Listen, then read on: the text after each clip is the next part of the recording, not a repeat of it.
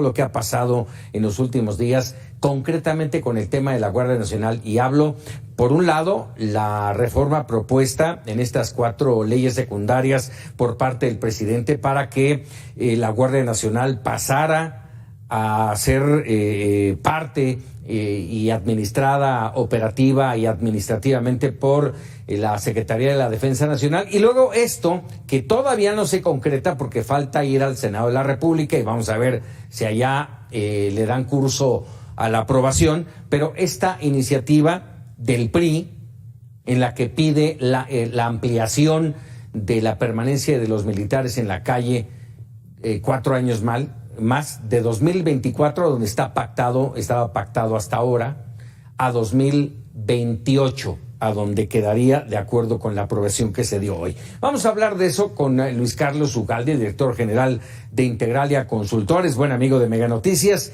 y quien hace apenas unas horas presentó un reporte especial de Integralia llamado Militarización de México hacia la consolidación, discúlpame Luis, hacia la consolidación de una política de Estado. ¿Cómo estás?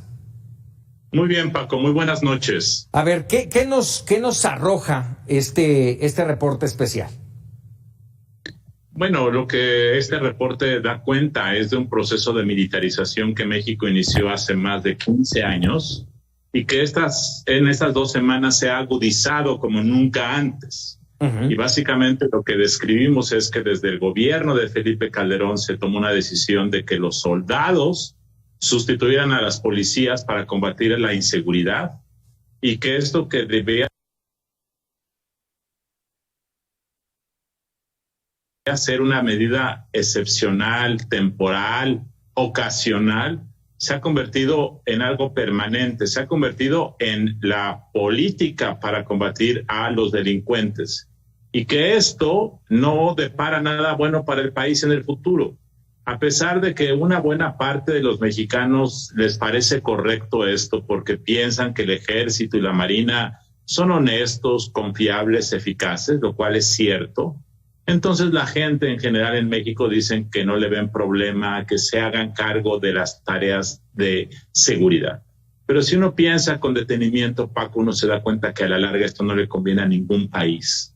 Que los civiles abdiquen de su responsabilidad de darnos paz, seguridad en las calles, es como darle las llaves del coche a otra persona y decirle, yo no voy a volver a manejar, tú hazte cargo de nuestra situación. Y esto tiene muchas implicaciones, Paco, como el hecho de que los militares son entrenados para defender fronteras, uh-huh, no para atrapar ladrones de automóviles, ni para resolver feminicidios. Es como si tú pones a matar cucarachas con escopetas. Pues sí, probablemente las elimines, pero a un costo enorme. Entonces, esa es la cuestión de que ningún país puede construir paz si no lo hace a través de policías bien entrenadas, profesionales, a través de un sistema penitenciario de cárceles que traten correctamente a la gente, a través de ministerios públicos y un sistema de procuración de justicia que dé justicia oportuna. Si crees que solamente con rifles vas a solucionar el problema, eso es una visión de pereza, de comodidad, y estas son las cosas que discutimos en este reporte de Integralia, Paco. Oye, déjame comentarte, esta mañana platicando con algunos de mis compañeros conductores de Mega Noticias, entre ellos Raúl Frías y Víctor Hugo Hernández, en fin, un buen grupo, platicábamos sobre esto y les decía yo, porque alguien hizo la pregunta, bueno, ¿quién está de acuerdo en la militarización o que se quede el ejército hasta el 2032, que era la propuesta que hacía por ahí alguna legisladora del PRI? Y les levanté la mano y dije, yo estoy de acuerdo, pero ojo con esto, no es nada más el decir que se queden 10 años, perfecto, bravo, pero no hagamos nada. No trabaja la autoridad en generar una estrategia, en capacitar a las policías municipales, estatales y federales, y cuando termine el plazo, en este caso en 2028, seguiremos igual, exactamente igual.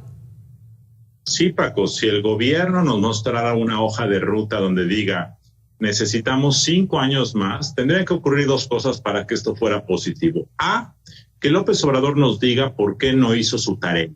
Él en 2019 prometió construir una Guardia Nacional civil y que en 2024 los militares se regresarían a sus cuarteles. Es decir, que sería algo excepcional. Pero ni ha construido Guardia Nacional, porque la Guardia Nacional en realidad, Paco, son militares que tienen una camiseta que dice Guardia Nacional, pero el 70% del personal de la Guardia son soldados. Así es que no hay una Guardia Nacional que se haya construido.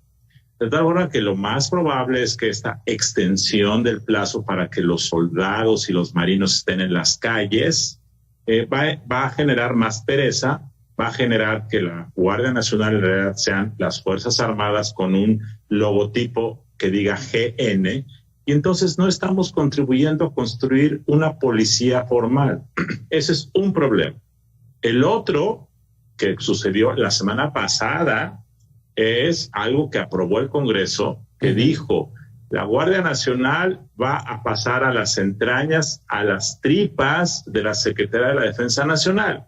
De tal forma que eso significa que la Guardia Nacional nunca va a ser civil, siempre va a ser militarizada, y esto además, Paco, tiene un problema muy grave. A ver. La Constitución dice que la Guardia Nacional será parte de la Secretaría de Seguridad Pública, que tendrá un mando civil, de tal forma que lo que aprobó el Congreso con el apoyo del presidente y con el beneplácito de las Fuerzas Armadas es algo que viola la Constitución.